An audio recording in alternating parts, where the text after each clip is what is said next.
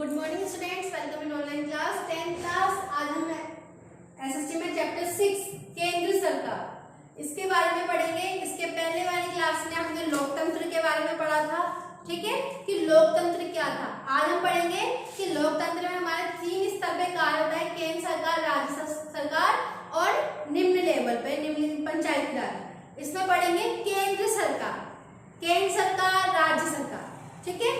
केंद्र सरकार, अब सरकार का क्या अर्थ है, सरकार की क्या परिभाषा है, सरकार के अंग, कि सरकार के कितने अंगों में सरकार हमारे सामने नियुक्त होती है और हमारे लिए कार्य करती है।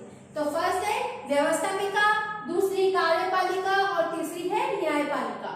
कि व्यवस्थापिका का क्या दायित्व है, कार्यपालिका का क्या दायित्व है और न्यायपालिका का क्या दायित्व है, ठीक है। सबसे पहले हम पढ़ते हैं कि सरकार क्या है, सरकार का अर्थ क्या है और सही रूप में सरकार की क्या परिभाषा है, जिसके द्वारा हम सरकार का सही अर्थ निकाल सकते हैं। कि सरकार का अर्थ, राज्य एक भावनात्मक अवधारणा है जो एक अमूर्त और अदृश्य संस्था होती है, जिसे मूर्त रूप देने वाली संस्था को ही हम सरकार कहते हैं। सरकार के द्वारा ही राज्य की सामूहिक इच्छा को निर्धारित करना, अभिव्यक्त करना एवं कार्यान्वित करना।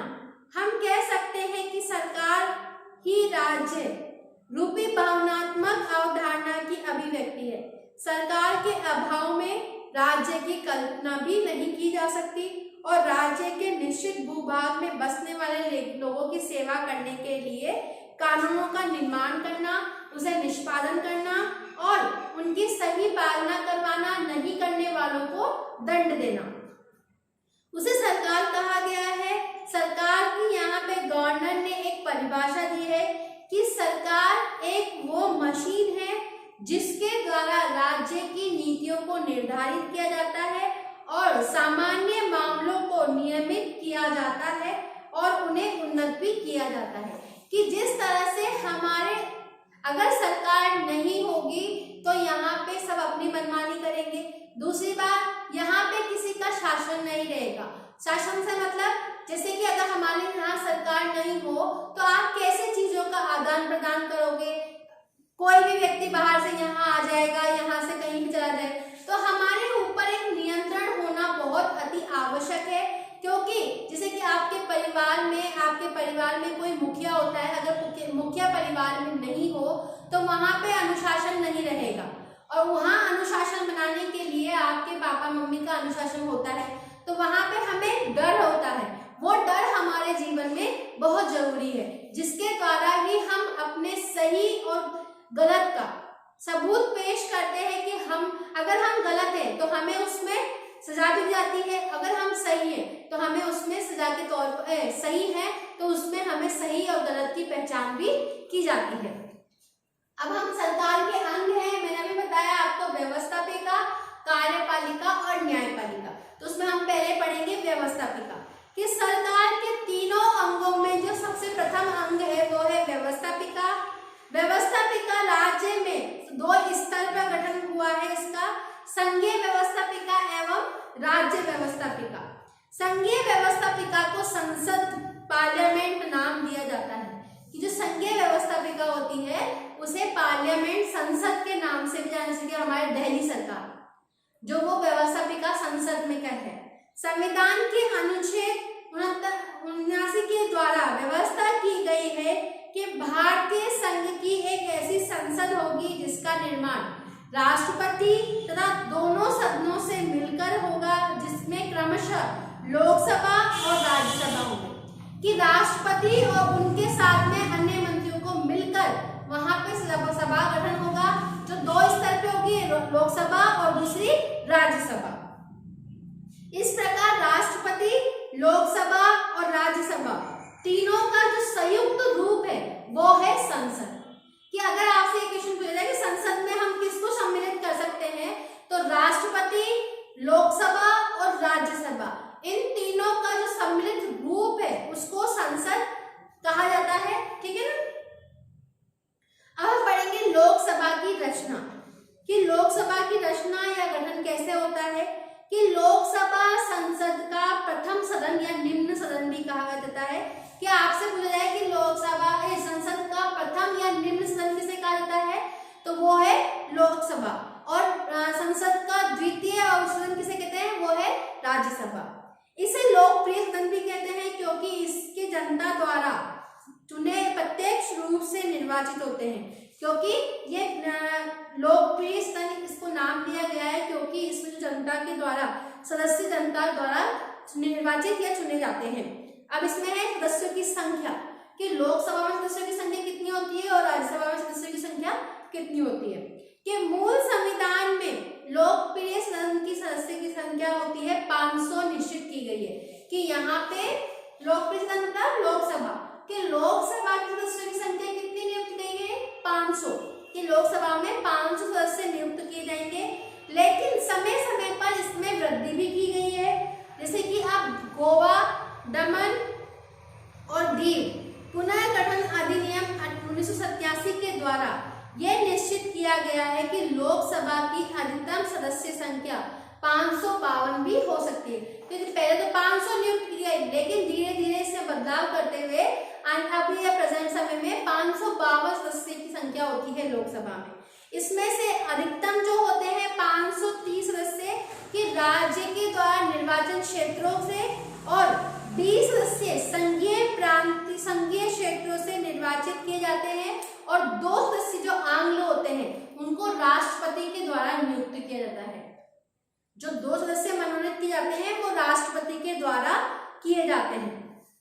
अब है निर्वाचन कि इनका चुनाव कितने इसमें होता है या कितने सदस्य इसमें भाग ले सकते हैं।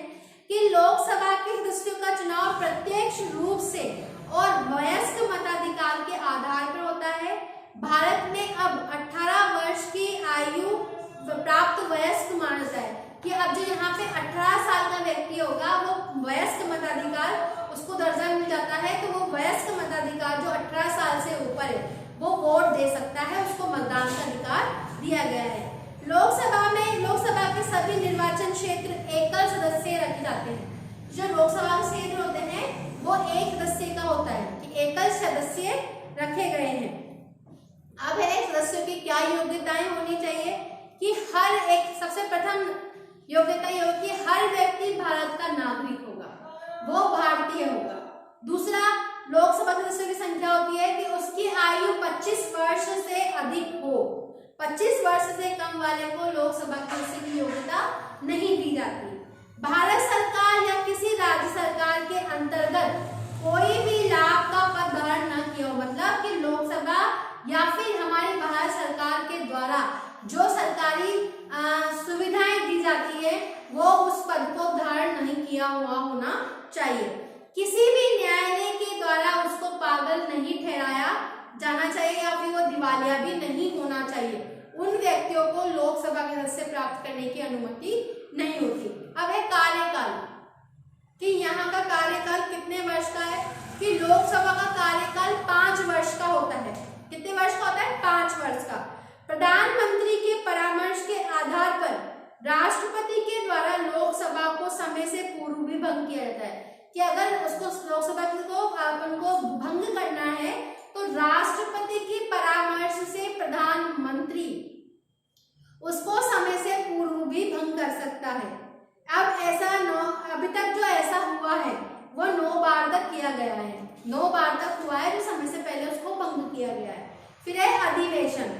लोकसभा और राज्यसभा के अधिवेशन राष्ट्रपति के द्वारा ही बुलाए जाते हैं और स्थगित भी राष्ट्रपति के द्वारा ही किए जाते हैं। इस संबंध में नियम केवल यह है कि लोकसभा की 2 बैठकों में 6 माह से अधिक का अंतर नहीं होना चाहिए कि जो इसकी 2 बैठक है वो 6 माह के अंतर्गत ही होनी चाहिए। इसके ज्यादा समय के अंतर्गत वो सभा आयोजित नहीं की जाती।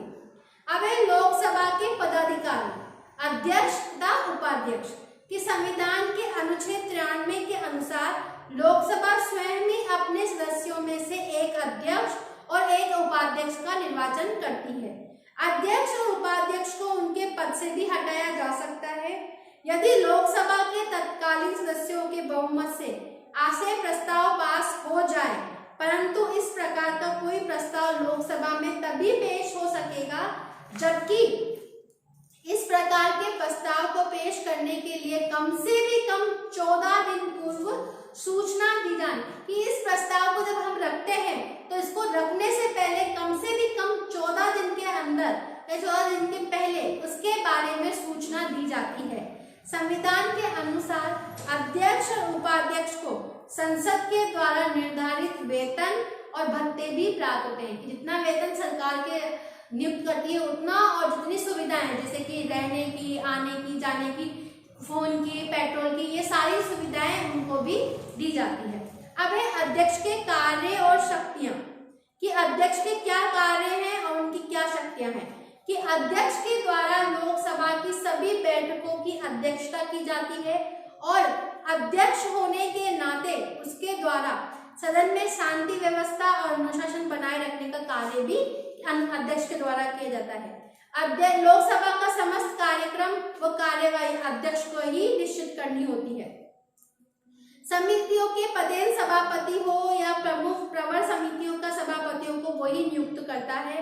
अध्यक्ष निर्णय लेता है कि कोई विधेयक धन विधेयक है या नहीं। संसद और राष्ट्रपति के बीच सारा जो पत्र व्यवहार का कार्य अध्यक्ष के द्वारा ही किया जाता है। अब है राज्यसभा की रचना या गठना, कि राज्यसभा भारतीय संसद का द्वितीय और उच्च सदन है। पहला कौन सा था? लोकसभा प्रथम और निम्न सदन। दूसरा है राज्यसभा, जो कि भारतीय संसद का द्वितीय और उच्च सदन माना जाता है। लोकसभा की तुलना में इसे कम शक्तियां प्राप्त है, लेकिन फिर भी इसका अपना ही एक महत्व है। कि इसमें सदस्यों की संख्या और निर्वाचन पद्धतियां क्या है। कि संविधान के अनुसार राज्यसभा के सदस्यों की अधिकतम संख्या 250 हो सकती है, परंतु वर्तमान समय में यह संख्या 245 है। कि पहले 250 थी, लेकिन अभी वर्तमान में 245 कर दी गई है। और लोकसभा कितनी 500 थी, जो कि 552 कर दी गई थी। ये ऐसे व्यक्ति होते हैं जिन्हें कला, साहित्य, विज्ञान, सामाजिक एवं सभी क्षेत्र का ज्ञान एवं अनुभव होता है। और राज्य विधान मंडलों के द्वारा 233 सदस्य निर्वाचित होते हैं और एकल संक्रमणीय पद्धति के द्वारा संघ के विभिन्न राज्यों और संघीय क्षेत्रों की विधानसभाओं के सदस्यों के द्वारा भी किया जाता है। अब है अगला कि सदस्यों की क्या योग्यताएं होनी चाहिए। कि सदस्यों, राज्यसभा के सदस्यों के लिए वे ही योग्यताएं हैं जो कि सारी योग्यताएं लोकसभा के सदस्यों के लिए थी। अंतर केवल ये है कि लोकसभा के सदस्यों की जो आयु थी वो 25 वर्ष की आयु थी, किंतु राज्यसभा के सदस्यों के लिए जो आयु 30 वर्ष नियुक्त कर दी गई है। और जो राज्यसभा का कार्यकाल है सदस्यों का, वो लोकसभा का 5 साल था और इसका 6 वर्ष है, और इसको कभी भंग नहीं होता, और इसके सदस्यों का कार्यकाल 6 वर्ष होता है। राज्यसभा के जो पदाधिकारी होते हैं, 2 प्रमुख पदाधिकारी होते हैं, सभापति और उपसभापति। भारत का उपराष्ट्रपति राज्यसभा का पदेन सभापति होता है और उनका कार्यकाल 5 वर्ष का होता है। ठीक है, यहाँ तक आपको समझ में आ गया कि हमने यहाँ पे लोकसभा के सरकार का अर्थ, सरकार के अंग और लोकसभा और राज्यसभा की योग्यताएं, उनके कार्यकाल के बारे में अध्ययन किया था। यहाँ तक आपको समझ में आ गया होगा। अब अगली क्लास में हम संसद के कार्य तथा शक्तियां और लोकसभा की शक्तियां और अधिकारों के बारे में भी अध्ययन करेंगे। ठीक है, thank you, have a nice day.